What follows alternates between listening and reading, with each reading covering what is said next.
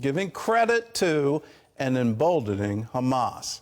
Well, that's Nikki Haley's reaction to Spain and Norway's decision to recognize a Palestinian state with East Jerusalem as the capital. Well, the news comes as Israel is investigating an incident where dozens of civilians died in an airstrike in Rafah. Chris Mitchell is bringing us the details from Jerusalem. As the White House investigates whether an Israeli strike that the Gaza Ministry of Health says resulted in the death of dozens of civilians violated a red line, Israeli Prime Minister Benjamin Netanyahu defended Israel's actions while admitting a tragic mishap took place. In Rafah, we've already evacuated about 1 million non-involved residents. And despite our best efforts not to harm the non-involved, unfortunately, a technical failure happened last night. We're investigating the case. We will present the conclusions because this is our policy. The IDF released this graphic showing the strike took place outside the humanitarian zone set up to take Gazans out of harm's way. They took several steps to reduce the risk to uninvolved civilians and used precision munitions. This video posted online purports to show that a Hamas jeep loaded with ammunition and weapons contributed to the destruction with secondary explosions. The strike targeted 2 senior Hamas terrorists who directed terror attacks in Judea and Samaria. According to initial reports, a fire broke out after the attack.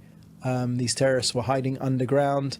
Monday, former U.S. presidential candidate Nikki Haley toured the sites of the October 7th massacre, including the Nova Music Festival.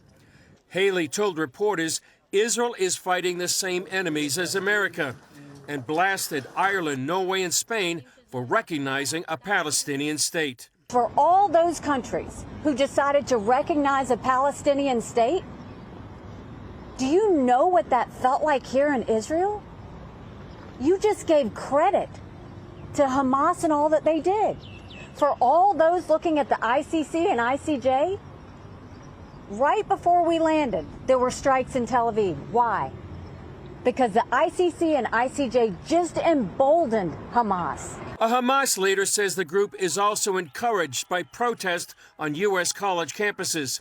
Khaled Mashal said the protesters will help defeat the Jewish state. We thank the great student flood which emerged from the American, European, and Western universities and has reached all the countries of our nation.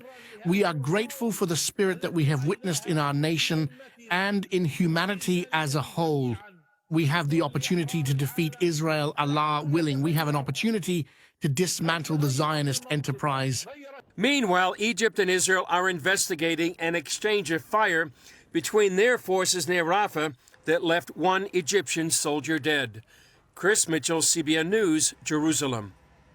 Well, I hope everyone hears what Hamas just did. They congratulated the students. They said, thank you for the great student flood. Now, those of us who are watching these protests and are asking these questions like, how come all the tents match? Who created all of these placards? Who spent the money for all of this? Why is this so-called spontaneous thing happening simultaneously in multiple locations? When you hear university presidents say it's not students doing the organizing and there's a clear and present danger, that's the president of Columbia calling out the police to disperse them. You look at all of this, and is it all of it a manufactured protest? Is Hamas really in charge of it behind the scenes?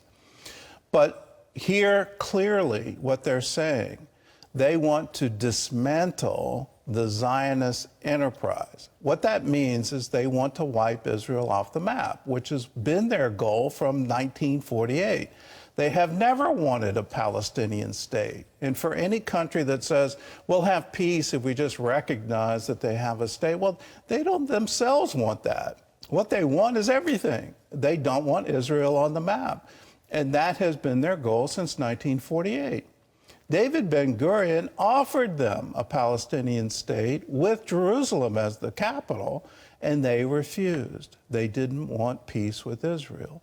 Same thing happened in 1967 after the Six-Day War. Israel offered to return everything. What did they do? Well, they had a conference in Khartoum and the famous 3 no's: no peace, no recognition. All of these things need to be part of the history so everyone understands their real goal. Their real goal is to wipe Israel off the map and slaughter every single Jew.